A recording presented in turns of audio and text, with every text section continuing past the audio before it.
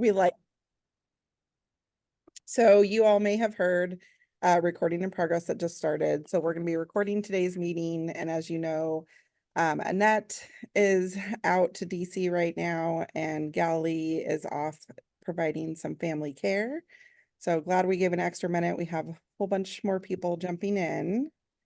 Just want to say welcome to today's meeting. Thank you all for being here. We really appreciate it.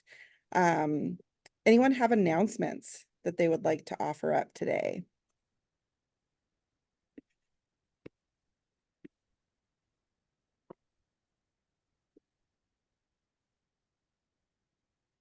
Nothing? The legislature started. Yes. It did. AFSP State Capitol Day is on the 12th. So if you want to go and haven't registered yet, do it. I will find the link and put it in the chat. Thank you, Angela. Thank you for the reminder text too. For any of you who haven't gone, I know we had this conversation as an executive committee in the past where I asked if there was any additional information you wanted to know about what that process looks like. I went last year and it was very, very eye-opening, and I learned a ton. So yeah, Angela, if you can drop that in the chat for people, that would be fabulous. And if you're interested in attending, it's a really neat experience. Also, if there's any youth or young adults that want to go to the event, Annette let me know to let folks know that we can help with transportation to get down there. So if like one of the biggest barriers is just being able to get to Salem, just reach out to me and we can figure out a way to be able to get you there. So that way you can attend. That's wonderful. Thank you. Love decreasing those barriers.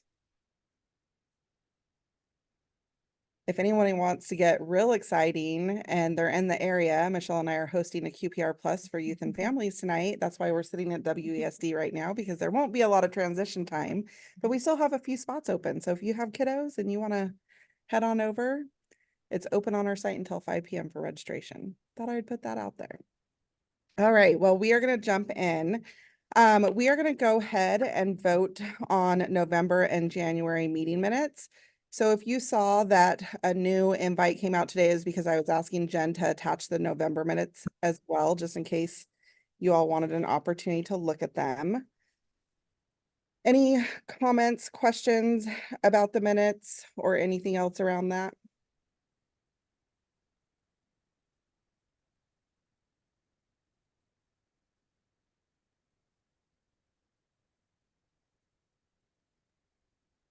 Nope, and I move to approve. Can we bundle them or do we need to do each separately? We can bundle. Okay. Yeah, we can bundle if anyone's opposed to that and they feel like there's something that needs to be brought up. Absolutely. Anyone opposed to bundling? Okay. Given that good, healthy virtual pause for y'all to look and figure out if you have any questions, comments, or ideas. It takes a lot of practice and a lot of counting in your head. All right, so we got it. I heard you, John, say that you're moving to approve. Okay, do we have a second? I'll second. Okay.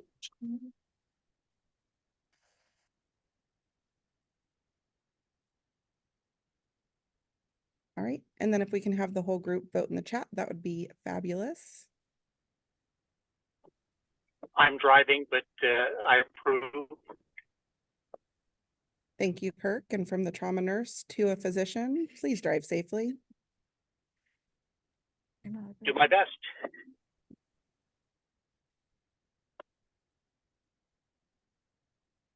And those passed, Charlotte. Great, thank you. All right, well, let's move this along. We're going to go ahead and get an update for transitions of care, and I'm going to have Jen do that since she helps me out with that group and since I'm doing a lot of talking today. So go for it, Jen. Yeah, so Transitions of Care is going to be submitting 2 separate letters to the Oregon Health Authority, one of which is requesting regular updates from the OHA SPIP team around different recommendations that were put in the House Bill 3090 report. And as a reminder for folks who may not know House Bill 3090, that is the one that requires carrying contacts and just some help around transitions when somebody presents to the emergency department for a mental health, behavioral health crisis. And that was one of the bills that Transitions of Care, that along with House Bill 3091, really championed for a handful of years ago. And so there was a survey of hospitals to check on compliance rates and what were barriers to keeping different hospitals from doing what the legislation asked of them. And out of that report came a handful of recommendations, and there's some that we would like updates on for us to be able to just monitor that progress. And so that's one letter that we're going to be submitting, is requesting those updates during our committee meetings. And then another letter that we are going to be submitting is also around House Bill 3090, but this one requests the Oregon Health Authority to condense information pertaining to House Bill 3090 onto one page or one easily found page on the OHA website. Right now, it can be difficult to navigate and to access where families can submit complaints if they have a complaint from an experience within the emergency department, even just kind of like requirements around the House bills and the legislation. And it's also kind of difficult to be able to know what information is there for parents, families, caregivers versus professionals. And so we're just submitting a letter asking them to condense and just to make it more accessible. There's more information that will be included in the letters, and that part of that request is going to also be an ask that there just kind of be some, if there is going to be a group that's going to work on condensing it and what the new website will look like, that not only members, like people with relevant lived experience be included in that group, but also to a representative from the Transitions of Care Committee, so that way we can help guide some of that. We spent a lot of time as a committee coming up with some of those recommendations and what some information could be to have included on the website. So we have a lot of thoughts around it. And then the other ask too within that is just, while the new website is being created, if they do go forward with our recommendation, seeing if they want something temporarily on the Alliance's website to help direct people where they can go to receive support while things are being condensed and just put into a easier to digest format. I think that there was also a second part that we decided that we wanted to add to one of the letters that was discussed during the last committee meeting, but that is not in my brain right now. I can't remember the specifics of that, so I will make sure to put that in the minutes so that way you all can see what the other part is. Because I've been racking my brain this whole time that I've been talking, but I can't remember what it is, so I apologize, but I will make sure to put that in the minutes. Laura Rose, do you have questions? Yeah, quick question. I just wanted to see if I heard right. Is there a an update coming to the Alliance website overall? Is that what I heard? No, to the Oregon Health Authority's website, what information Oh. pertaining to the House Bill 3090? Yes. Okay, beautiful. Sorry. No, you're okay, you're fine. John? Yeah, for the first letter, is there going to be a request for another survey to see if we've actually improved adherence and also sustainment? That is a really good idea that I think we could definitely include in there. I don't believe that we have that request in there right now. The survey was just redone last year. I believe that that's when recommendations were sent in. So I think that if we were to ask for a resurvey, we might want to wait a little bit. But yeah, I think that that would totally make sense to ask for a resurvey just to see how things are going and if things have been changing or not. But yeah, that makes sense. And have the results been posted of the previous survey? They've been shared Okay. out. I can also make sure to attach them to the minutes. That's all right. If they're on the website, I can track them down. I just haven't been tracking that, and I've been curious about it to see. Yeah. Yeah. Yeah, that's totally fine. But yeah, I think that that it would make sense to and I think that that was a part of a discussion that we had. It did take 700 years to publish, yes. You know, I think John raises a good point. Any reason why it shouldn't be done on an annual basis? Right.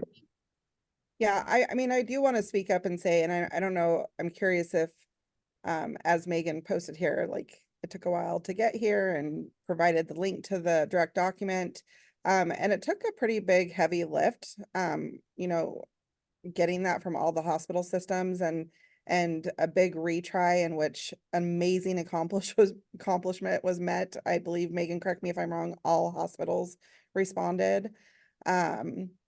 That being said, I think right now the transition of care committee is very in line with where we have projected to be as far as our strategic planning. And that also includes not only these letters, but then taking a step back and looking at potential barriers for things that may have not been implemented or taken place yet in regards to this bill. So I think that that is all great feedback, and what we can do is take that back to the committee as well and see what our whole committee thinks about that, and also the feasibility of that as far as system impact, and come back to you all with an update. Jill? I just want to name that it's like the barriers and recommendations that were listed in that linked report. I think there's wide consensus that those are the right next steps to get better at, and we're experiencing barriers in doing those. And so Yes. heat on those might be, I think that was the conversation that I remember, that heat on those things like, can hospitals get paid for the thing that they're supposed to be doing, will mean that, because we already know that compliance isn't going to magically get better because we have these existing barriers. Absolutely. Thank you for clarifying that, Jill. Let me back up. Looking at the existing barriers that have been identified, we're trying to see what the barriers are to them happening. And one of them, you're right, is billing. So for example, on transition of care committee, we have for a long time, long before I was in the chair position and co-chair position, really dug deep trying to find additional resources and people to come to the table to help aid that work. So we are digging our heels even deeper, I guess I could say, to try to figure out how we can get some of those pieces moving along and how we can come alongside anyone who is part of that work. Good questions. Any other comments or questions?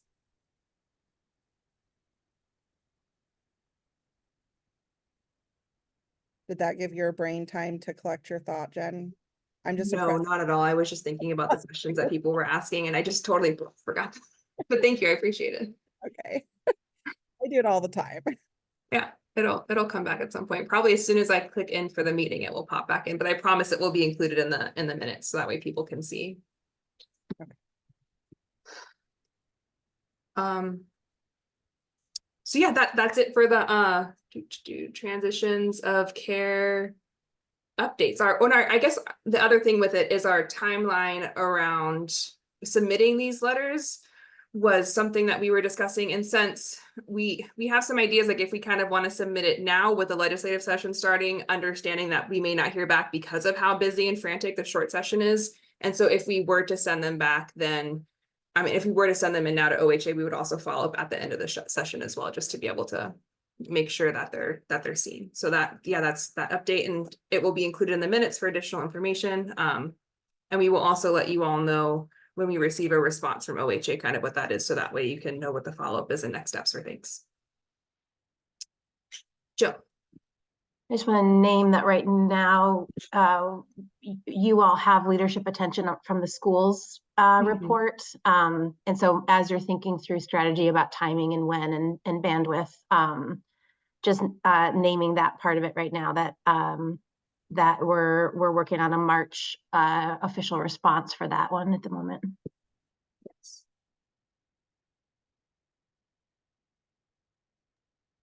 One of our options too, Jill, was just to wait until the dust settled a little bit and then get it out. So either way, even if it does get sent out and that's what the committee ends up deciding, then we'll definitely do a follow-up in recognition of that as well.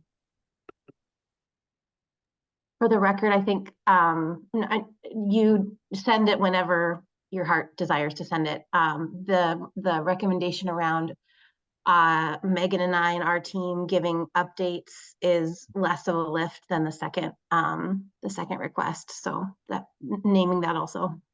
Yeah.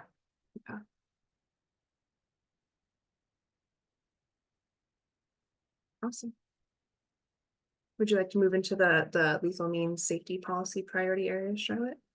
Yeah, let's go ahead and do that. You said there was a PowerPoint that Annette wanted to show, if you want to walk through that. Yeah, I can do that.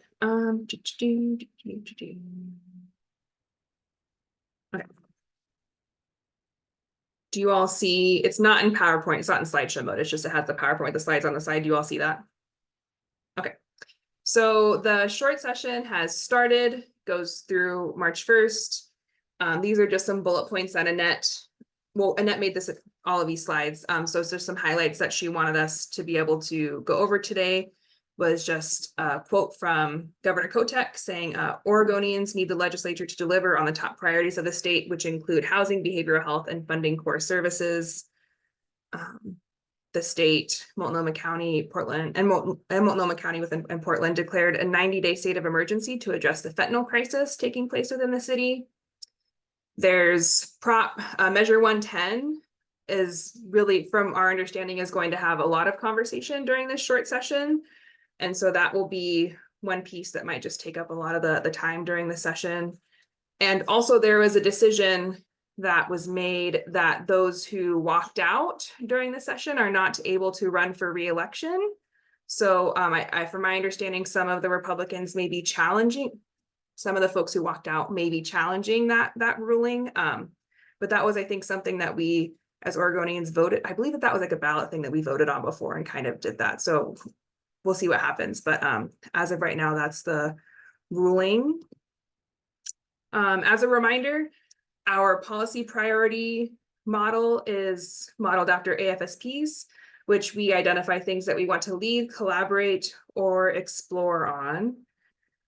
This short session, there are two pieces of legislation that we are collaborating on. The first of which is one that we have been working closely with Representative Tran and Kelly McWilliams, who's not on the call as of yet, which is around House Bill 4096, around firearm hold agreements. This would clarify that FFLs are protected from liability if they were to hold a firearm when somebody's experiencing a crisis.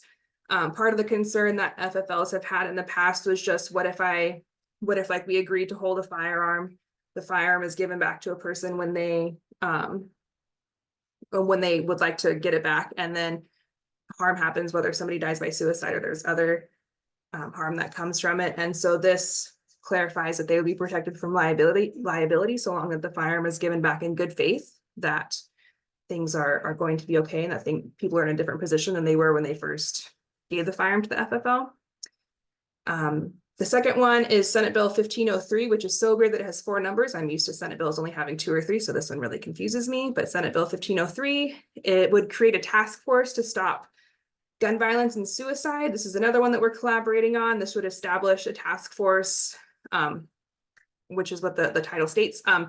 Annette has submitted some recommendations and questions that we have around this task force. Just wanting to make sure that there's no duplication of efforts, that representation on the task force shows not only professionals working in the field, but also people with relevant lived experience who would be able to speak to some of these things, so that way we can do our best to not create more harm with some of this stuff. And then also, as part of the task force, there would be money going towards research. And so also kind of like wanting to, again, make sure that efforts aren't duplicated with any of that work. Both of these were read today on their corresponding House, on their floors. So on the House floor for the HB 4096 and the Senate floor for 1503. And which is great because it means that now they get to go through the legislative process. Both of them were referred to their own judiciary committees. The exception, and also Senate Bill 1503, in addition to being referred to the Senate Judiciary Committee, was also referred to Ways and Means because there is a fiscal attached to it. So that's where those two are at. As of 30 minutes ago, when I emailed Lethal Means Committee, they have not been assigned to have a public hearing just yet. But when they do have that public hearing scheduled, we have some folks on Lethal Means, and myself included, who are going to be submitting testimony for both of these pieces of legislation. So that's kind of where these two are at. Oh, there's already, yeah, the first reading, okay. I thought, Justin, that you had said, yes, it's been first scheduled. And I was like, man, I swear I just checked that a half an hour ago, but it was just the first reading. This other one that we are following, I don't know too much about. This is one that Annette has been tracking with the schools committee. And Justin, I don't know if you want to putting you on the spot. I don't know if you want to speak to any of this at all, but this one, House Bill 4070, one of our youth members, Aditi, is going to be providing some testimony in support of this, and that submitted testimony in support of it on behalf of the Alliance. But Justin, do you want to speak to this at all? That's pretty much it. It's there's not a lot to it. It's a pretty straightforward money ask on that one. So looks good. Cool. Thanks, Justin. That was like one of the best updates I think we could have ever gotten. So I appreciate that. Cool. So that is our current, it's the short session. So I think the fact that we have 3 bills that we're tracking is strange, because it's, normally a short session, but we do have these 3 that we're looking at. I think that 4096, we've been working, like I said, for a couple of years on, and it's gone through multiple iterations just to be able to see what we can get past. Annette and I did meet with Moms Demand Action last week with their Oregon chapter to talk about both of these pieces of this legislation. And they appeared to be overall in support of both of these bills. They did have a lot of questions around 4096. But the fact that they were in support is good and is a big deal. So that's really exciting. But do folks have questions about either of these?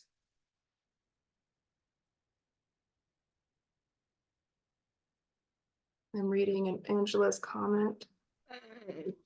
Yeah, I just have that question from our national office. They wanted to make sure we were aware of the language in that. Yes, yeah, they I do remember seeing that, like, they will be like not held liable if in good faith they know that like there's no longer a crisis, or that things have changed. Like, so let's just say that they give the firearm and they're just saying, I'm having lots of thoughts of suicide, I need this, or a family member that I live with is having it, so we want this removed from the home. They go back and they're like, the crisis is past, everything is stabilized, we're all good, and they receive the firearm. That's like when they'll be free of liability. But if they come back and they say, no, I'm still having these thoughts, and I would like, then there would not be that liability there, because it wouldn't be the in good faith part of it. Does that help to answer the question?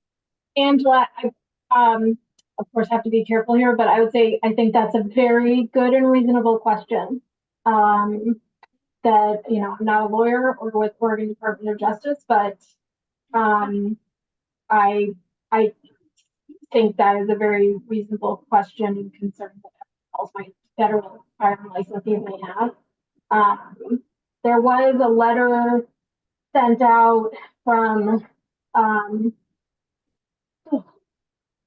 Bureau, what is it, Alcohol, Tobacco, and Firearms and Explosives, sorry, ATF, a while ago that I can send to Jen, that was kind of saying, don't worry, FFLs even hold people's firearms. So I think that was also considered in legislation. So there's and all stuff happening. Yeah. Thank you, Megan. They're supported either way. They just want to make sure that we all were aware of the language in it. They're pretty much supportive of anything that helps with firearm and suicide prevention. So as long as there aren't punishments attached to it, then AFSP will put their stamp on it. But they did want to make sure that we were aware of that language. And I can make sure to pass that on to Kelly too, who's been kind of like the main contact in this on this piece that we've had. So I can make sure to pass that along to her, because I know she's making a 1-pager for it right now too. So just so that way she's aware of that, and maybe she can talk with Representative Tran too, and just to see if there are questions around that to kind of speak to that piece. I don't know whether this question is going to make sense or not, so I'm just putting that out there.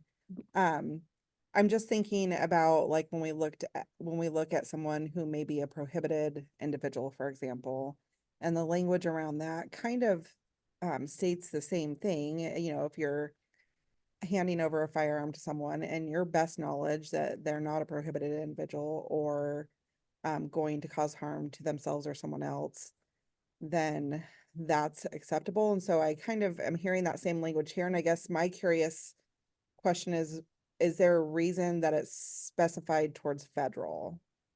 Like the FFLs? Is that why it's specified towards them? Let me get to the chat so I can clarify. I'm trying very hard to work Michelle's computer properly, but I'm not a Okay. Mac. I think if I'm hearing you correctly, part of the reason why it directly speaks to FFLs is because feedback was received that many FFLs were hesitant. Thank you, Jill. I know the federal firearm licensees, so like gun shop owners, manufacturers, that they have been very hesitant in the past to hold a firearm for somebody if there is a concern around like a mental health crisis because of like exactly that, like what happens if I give it back to the person and then something happens. And so that's why we're hoping that by clarifying some of that and speaking to that and with that ATF piece, that this will encourage FFLs to be able to hold, hold firearms for folks in this case. That makes, I mean, I guess I'm just wondering if we're specifically calling them out, if that's making it focus more on them as opposed to making that general statement towards anyone, similar to like the prohibited individual language. Okay, I can make sure to ask, like, bring that up with Kelly as well. Are you saying like folks like who aren't supposed to have guns? Yeah. Okay.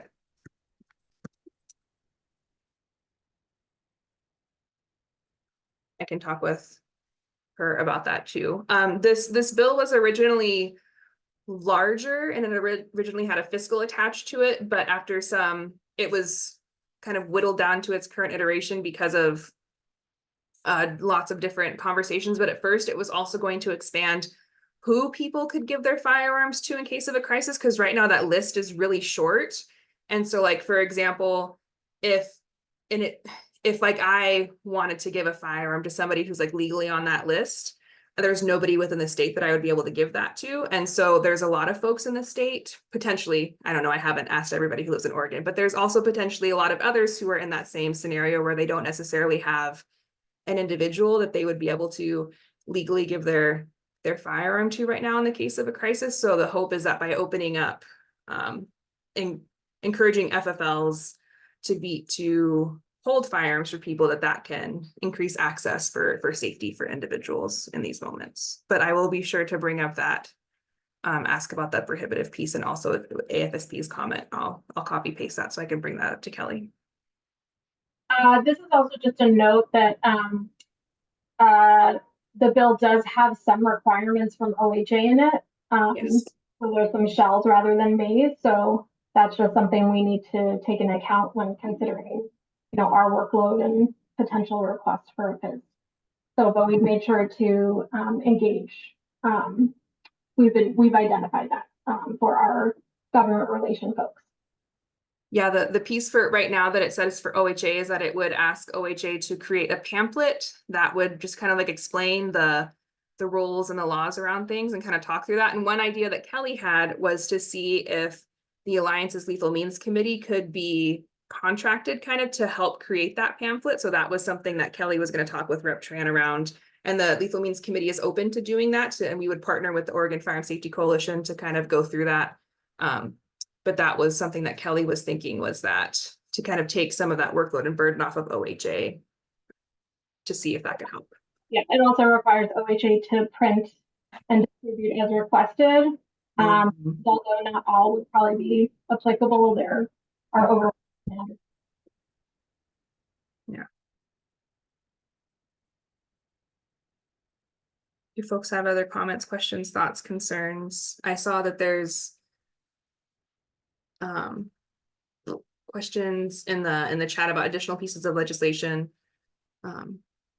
Any other thoughts, comments, concerns, questions? Okay, we'll be sure to keep you all updated as it moves through. I sent the Lethal Means Committee an update earlier today. There will probably be another email that will go out to the listserv around things, but yeah, that's the legislative update from the very first day of session this year. Thank you so much, Jen. I'm wondering if we can stop share just so we can see everyone's beautiful faces since we're going to open up into some conversation. So now we're going to move into a little bit of conversation around policy, kind of looking forward. So, as we look at the different issues that are potential intersections with suicide, kind of thinking about where we can have impact. So, for example, we know the bill that's around substance use and criminalizing versus non-criminalizing. Initially, when we were talking as a leadership team to come to executive and be able to have a larger conversation about this, it was really around whether or not that particular bill had direct impact with suicide. And so as we were discussing this, we thought it would be really awesome to open it up to all of you and see what you think are potential intersections as we look at moving forward, and what type of areas around those intersections do we think we could actually have impact? What does that look like?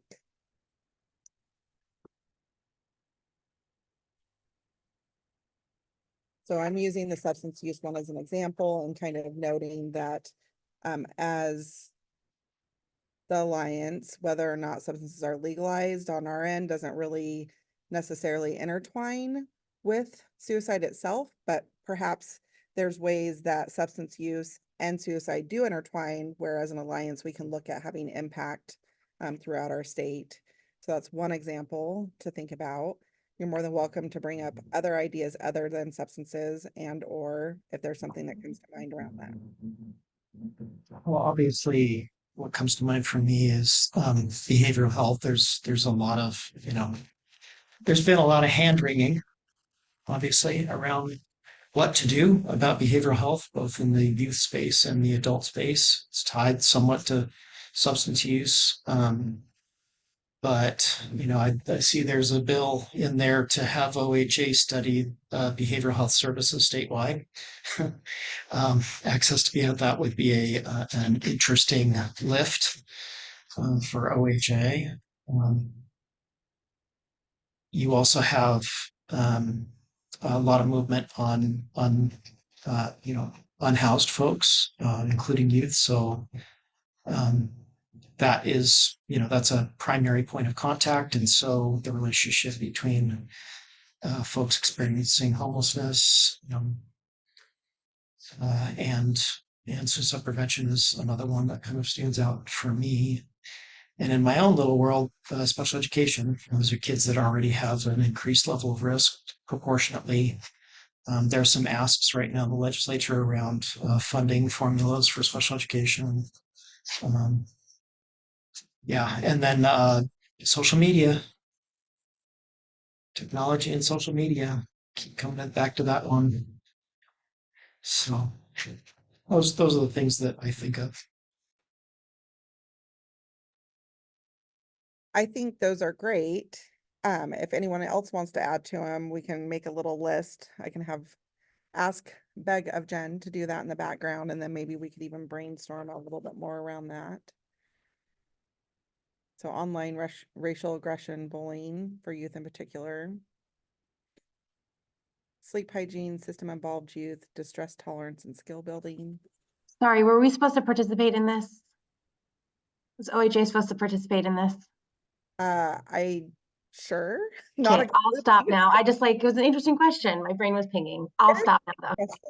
I think it's great. And I think we can throw out these big ideas. I think all of our opinions are important. And what we can do from there is kind of start pulling in some focus and hopefully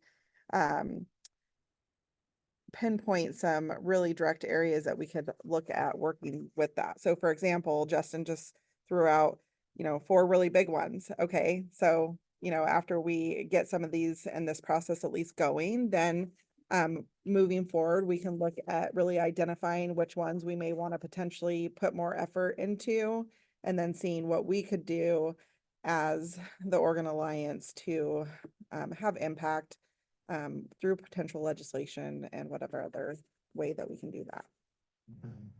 I think, and correct me if I'm wrong too, but there's a little bit of relationship to what we talked about at the last meeting, which was kind of putting a pin in issues that crossed over multiple committees.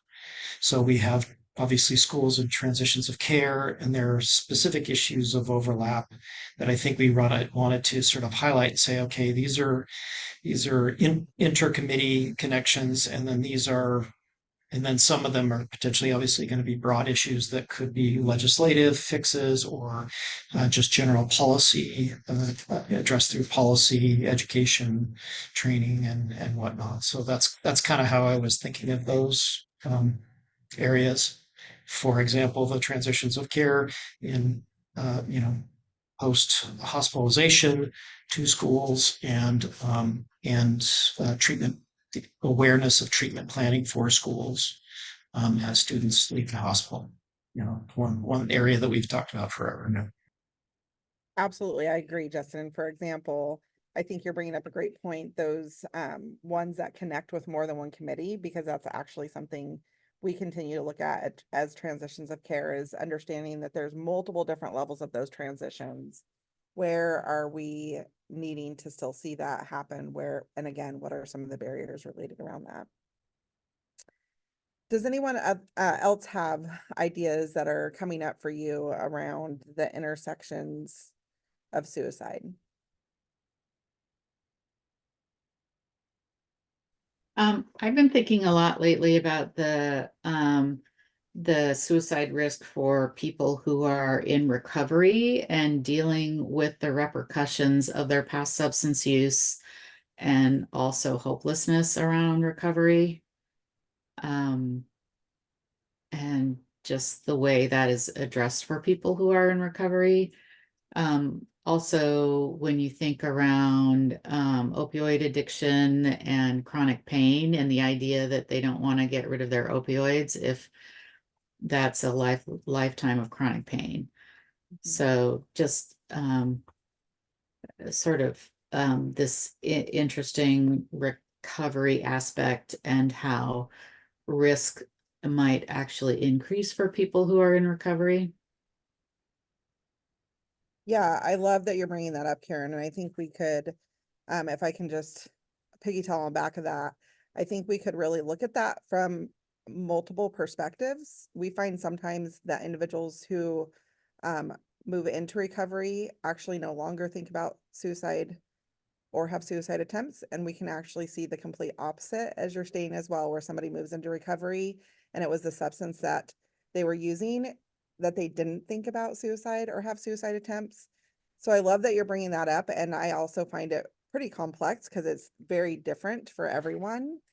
And even doing some prior research, for example, with young adults, the young adults that spoke up actually had very different stories, every single one of them, whether or not the substance ideation increased during substance use or not, or with sobriety. But I think those are all definitely really big changes that happen. And I really also appreciated your comment around meeting that person's quality of life. Like, how do we balance quality of life with sobriety and recovery? Yeah, there's a lot of struggles that happen in recovery. Yeah.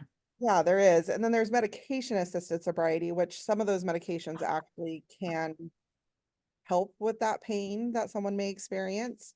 And there can also be bias even within the recovery community around using medication assisted recovery. So it's pretty interesting. Yeah. Love it. Wrote that down. Awesome. Thank you. Mary?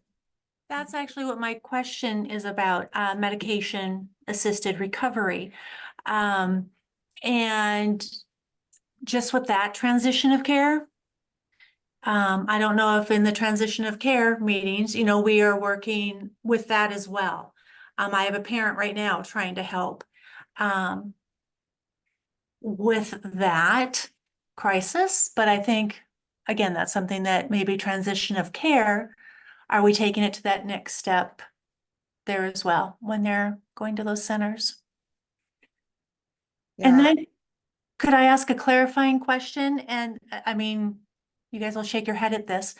When OHA is doing a report on behavioral care, So how do you differentiate between behavioral health and mental health? Something I'm running into with parents quite a bit. And those lines, I think, are getting very, very blurred. So I'm curious about that definition. I think that's a great question. Is there anyone sitting in the room that feels like they I- can? I can. Jill? I'll tell you, Mary, that when I came to OHA 5 years ago, I had never heard the term behavioral health and thought it was silly. But it's used to encompass mental health and substance use disorders and problem gambling. And so it's meant to be both addictions and mental health, as if those are two wildly separate things, and it smooshes them together into behavioral health. And there's lots of debate, even among my own managers, about that about the term and its usefulness out in the when it hits the real world.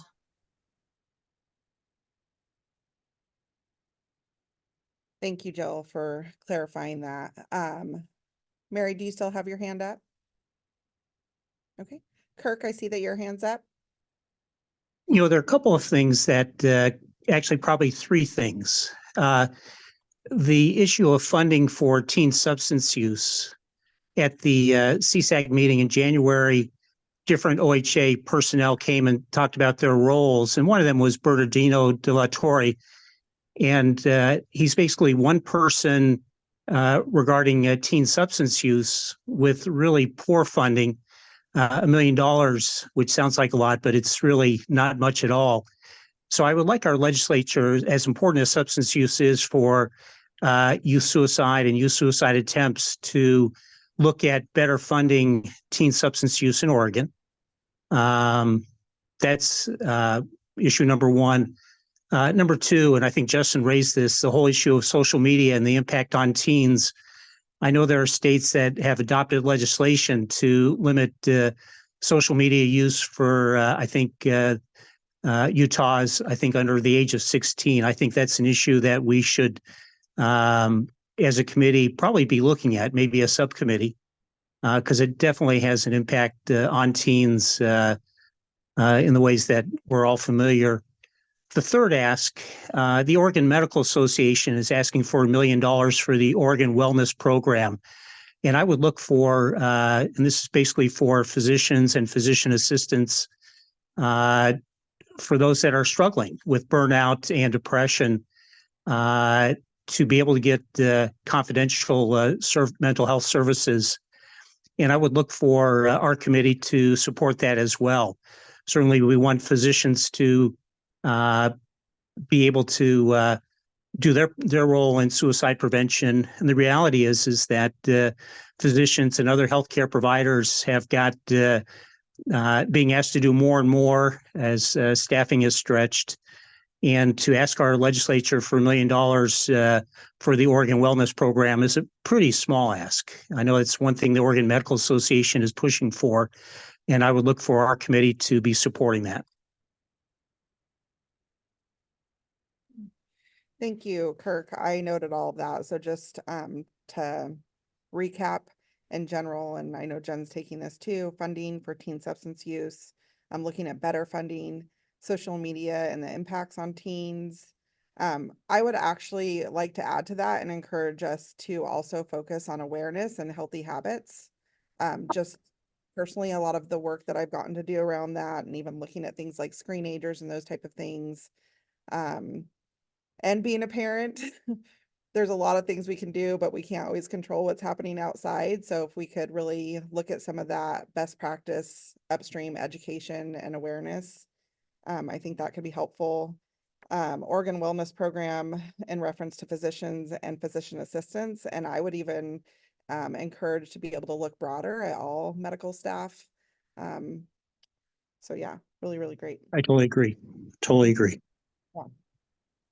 I love the fact that you brought in that confidential piece. I think all staff who work with clients also feel a need to be able to have some sense of confidentiality.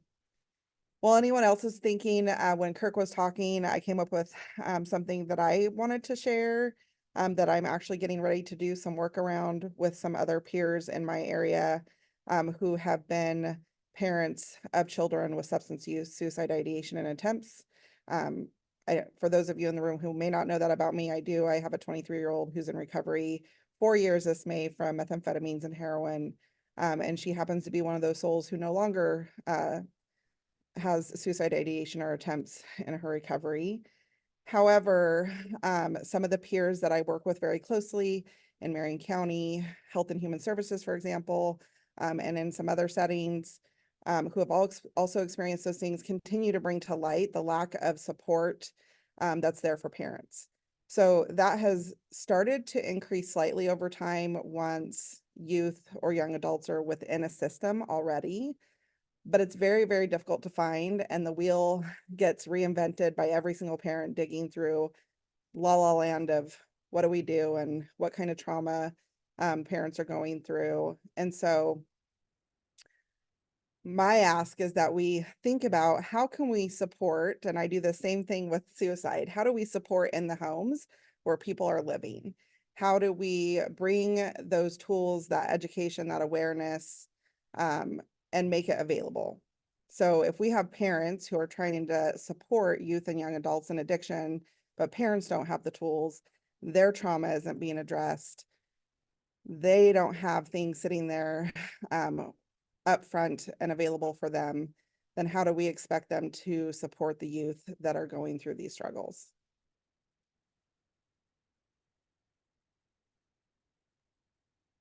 Thank you for saying that, Charlotte. And I think one other thing that we can take into effect, and Kirk, I don't know if this would fall under the social media part, or where there'll be crossover. I think when we talk about addictions, we have to look at addictions, right? We have to look at the amount of teens I have with porn addiction right now, and the suicidal ideation that goes along with that.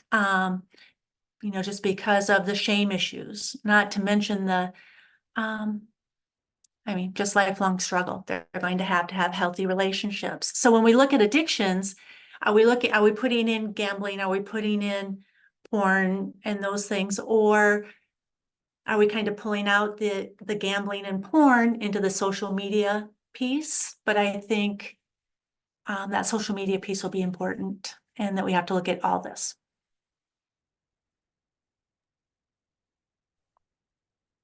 Yeah, Jill. Thank you, Mary. Thank you, Mary. Yeah. That reminds me, Mary, of a book I read that I can't remember the name of now, but when my babyest brother was in the throes of his darkest addiction days. And it was basically saying, like, the opposite of addiction is not recovery. The opposite of addiction is community and relationship. And so through that lens, it doesn't really matter what the addiction is. It's anything that drives a wedge between you and your community and feeling belongingness, and that in our field is squarely where the intersection lies, I think. Yeah, I love the conversation around this. I love that you brought up a book, because I thought about that too. I don't know how many of you are familiar with Beautiful Boy, but I remember reading that book and watching the movie and thinking, how am I sitting here as a parent trying to reinvent the same wheel that somebody was inventing that many years ago? And that just highlights the need for this huge gap that we're missing with the individuals who are supporting those who are struggling. Laura, did you have your hand up? Oh, I did. I was going to try to put it in the chat, but when Jill talked about the opposite of addiction, the community and connection, that's so important. One thing I found helpful, one of our team members, they're using the term chronic comfort seeking. So, and I really appreciate the perspective that offers. I can share more about that later, but thank you.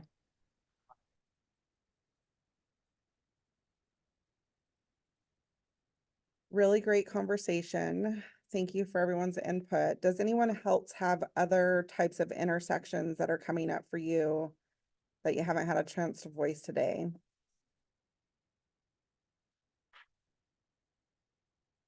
We know that there's many of them and they're complex. But I want to give an opportunity for you all to have a voice.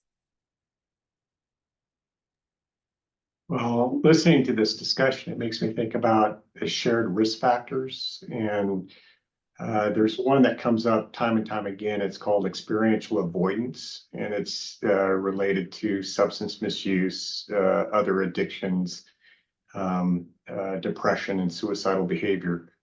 And again, the flip side of avoidance is connection. So I really appreciate the focus on connection and belongingness. I also wanted to comment on the behavioral health issue. The Balmer Institute is training child behavioral health specialists, and they're to be placed in schools. And to be thinking about the training that they receive for prevention that can be cross-cutting too. We know that social emotional learning is a upstream prevention approach for suicide, but it's also for substance misuse. I think we should double down on some of these programs that we know can prevent multiple outcomes. And again, this is where I want to break down the silos. How do we put our money to these efforts that will have the most impact and impact multiple outcomes? A concept called multi-finality. Anyway, Nicholas Parr, one of my previous doctoral students, received an award from AFSP to think about theoretical models that cut across these problems. I think we need to do more with that. Unfortunately, he took another position and he couldn't take the award with him because it was awarded to the U of O. But I would like to see us focus, on these shared risk factors and these concepts and these themes, and especially connectedness and belongingness that comes up time and time again. And so how do we keep that as kind of a driving force for us? Yeah, I think that's a really amazing way to word that, John, and just even thinking back into my daughter calls it a recovery lifestyle, and I get the honor to go to lots of different meetings and do those type of things with her. And I think that is definitely something that stands out in so many different settings of recovery, regardless of what the addiction is actually that connection and that belonging and the ability to depend on others who have lived experience and that peer example. So yeah, really great. And I think that is something we can look at. And John, maybe what do those behavioral specialists in the schools, what training do they have? I know I get a lot of pushback when students, because it's not about for them trying to fix anything. It's just, can I say yes, ma'am, no, ma'am, and walk in a straight line? And again, that connectedness, I feel like there's more of a disconnect almost with our behavioral programs sometimes, because it's just about a behavior plan in place versus that connection. So how do we look at that, and what requirements do they have? I think that's a good point, Mary. And I think we all should be trying to influence, this workforce training model of how do we put people into schools who can help promote that connectedness and belongingness, and what programs do we choose that, that's going to be a core underpinning of those programs. And so there's a good opportunity right now to influence the training that's going to occur at the Balmer Institute. And I'm pleased that I'm at the advisory stage with the Balmer Institute with suicide prevention, but I want to spread that, and focus on some of these other problems that we're talking about as well. John, I see some questions coming up in the chat, maybe from a couple of different people, wondering if you know what training it is that they're going to be participating in. Well, we're just forming, and we have our first meeting, I think, this Friday on what we're going to prioritize. Part of it is going to be based on the skill set of the faculty that's been hired. But a lot of it can be influenced, for example, with the partnership with Portland Public Schools. Well, we don't want to reinvent the wheel. What are they already doing? And some of that is around the Big River initiatives. So should we be training our child behavioral health specialists, for example, in ASSIST or USAVE? And so we need to prioritize that a bit. And, one thing I want to see is how do we make sure that they have the templates that are needed for like safety planning that we often see are kind of limited with some of these approaches. But, you know, how do we inform, build upon what we're doing, but even improve upon what we're doing? I love that. Can I give a random, just out of nowhere thing that I've heard from youth when I've been in the schools? That was my sister from another mister sitting over next to me yelling heck yes, which I can't deny is probably appropriate. Just part of my role for 7 years was the injury prevention coordinator for Salem Hospital. And so I got to go out into schools and do programs and work directly with youth around a lot of the same stuff that we're doing with this youth QPR plus, and did lots of interventions with youth. So a couple of things that came up in those settings, whether it was a teacher or a counselor, behavioral health, whoever, whatever their title was always, oh my gosh, tell me how you did that. Which I thought was amazing because I had really worked in and around suicide for a long time. And I just truly believe in those skills. And then the other piece that I wanted to talk about, as you were talking about connectedness, is a lot of the youth that I did interventions with, I would always stay for, you know, breaks and lunch, and they're like, we don't know who you are. You're not a counselor in the school, but we want to talk to you. And they would say that it was because they felt connected. They would often say that they didn't know who the people in their school were other than they were sitting behind a glass wall and they were busy. And then they also would consistently come back and say they didn't want to be a checklist. And so when we think about that connectedness piece that you're talking about, one of the things that always made a big difference for them is somebody was able to put down that checklist, have that one-to-one conversation, be able to go back to that, but also be connected to them. And so I would ask them, what does that look like? If it's somebody that's sitting behind a glass wall and you never really get to see them, well, when I do see them asking me something about myself, do they actually want to know who I am? So I don't know if that helps or not as you're getting ready to move into your work, but it's something that really always stood out to me and was a constant as I was out there in the classrooms as somebody they didn't know. Right, that really resonates, and it's around the soft skills, right? And how do we train on soft skills? And that's where like motivational interviewing comes in. You know, we want to be able to build these working alliances and make sure that we're approachable. And that can be taught, you know, even though some people it's innate, others they have to learn it. Yeah. You know, Mary? I think the thing too, to just be mindful of as we're working with the behavioral specialists, there's going to be some pushback from school administrators because, you know, it's about following the rules and being a good citizen, not about maybe the mental health. And then a lot of the behavioral health specialists then get pushed into the IEP roles or into the special ed role. And so are they really serving the general population? And where we can really, kids on IEPs do get a lot of attention and a lot of care and more. It's those marginalized students that maybe don't qualify for IEPs that I think we could use those behavioral health specialists with in a better way. Yeah, I also think like considering equality across that. So for example, having my other daughter who's a straight A student, doesn't want to skip a beat, wants to be perfect at all times and feeling very disconnected because the staff that are available are very focused on individuals who may need more support. So it's always going to be a fine balance, but absolutely. Yeah. Jill. I just want to call out, John, as you're heading into your advisory committee, that I think what Mary's talking about are behavior consultants, not behavioral health providers in the schools. And the one reason why the term behavioral health is problematic for school communities. And so if their homes are going to be in school districts, they might consider not calling them behavioral health specialists because that won't go over very well in K-12, I don't think. Yeah, They'll think that they're there for the problem kids. Yeah, that's the degree. But again, their focus is on prevention and coordination with community care. But it's really the tier 1, tier 2 emphasis, not necessarily the tier 3. But we have to be very clear of what do we mean, and there is some stigma attached to some of the terms that we use or the labels. Yeah. Yeah, okay. Mary, you still have your hand. Nope, you're taking it down. Okay. Does anyone else have anything else that they would like to add before we move on to our next section?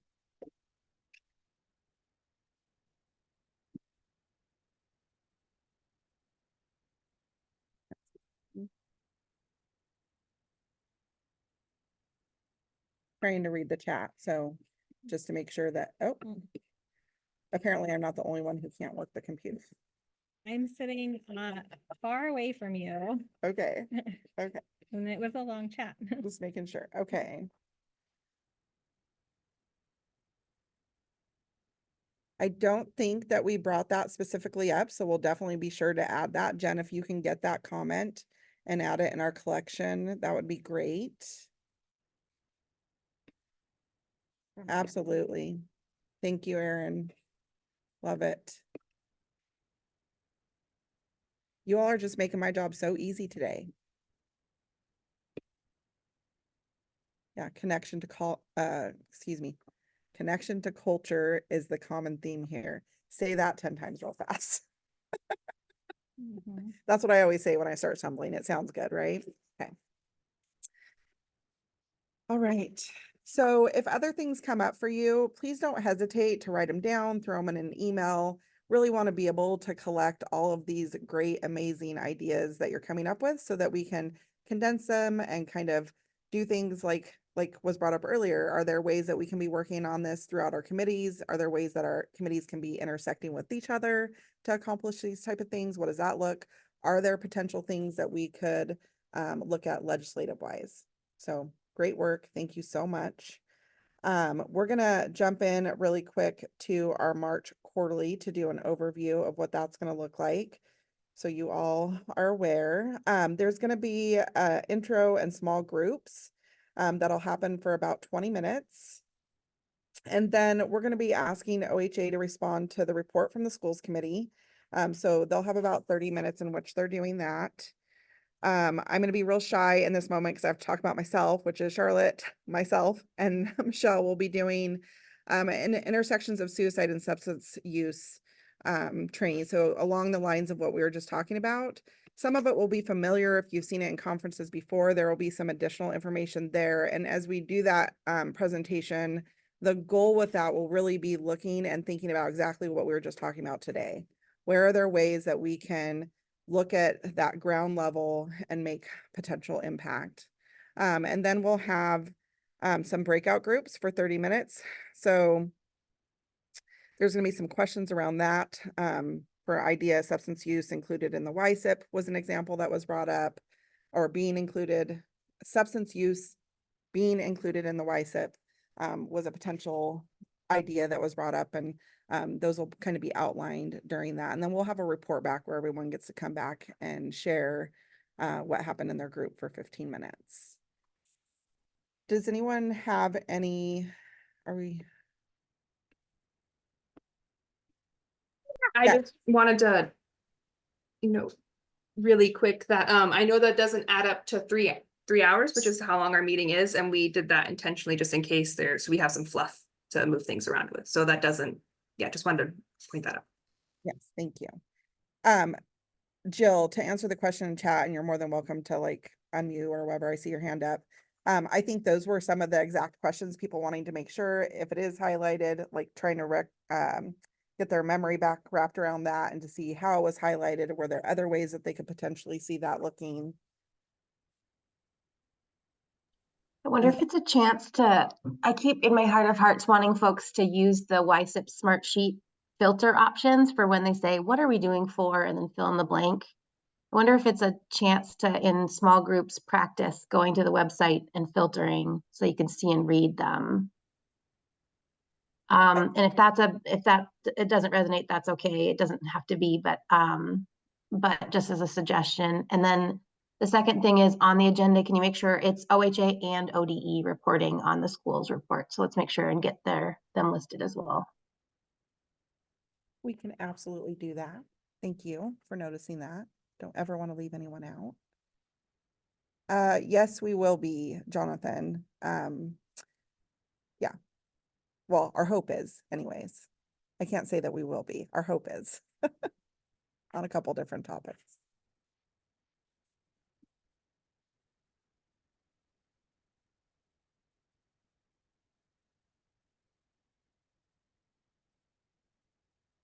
Any other questions, comments, ideas around this March quarterly meeting?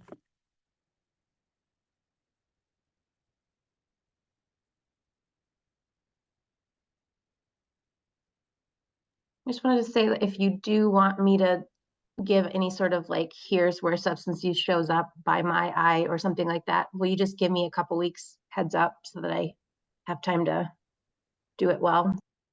Here's your couple Just wanted to tell you the night before, Jill, just to say, hey, you're doing this tomorrow. You don't want to. You will be able to tell if you do that. That's all I'm saying. Jill, you are, I'm sure, very intimate with that there YSIP. So if you would be willing to do that, we'll just give you the ask now. Can Absolutely. we still ask people to filter the smart sheet though? Filter the smart sheet, yes. Yeah, Did you get that in there, Jen? I'll give a demo of it during my time. Oh, I love it. We like demos. Did you get that in there, Jen? Okay, perfect. And then you could be our reminder, Jill, when you're given the demo. How about that? Thank you. Appreciate it. I think anytime we can be using that stuff and getting our hands on it helps remind us, one, that it's there, helps remind us how to use it. So definitely beneficial. Does anyone have any, I think that's it for the quarterly March update. So we can give a minute to roundtable and see if anything comes up for that you all want to share or bring up.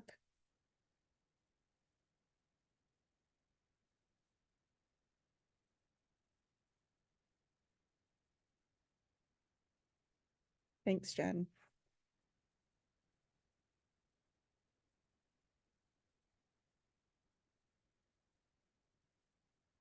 Are you all testing my counting skills?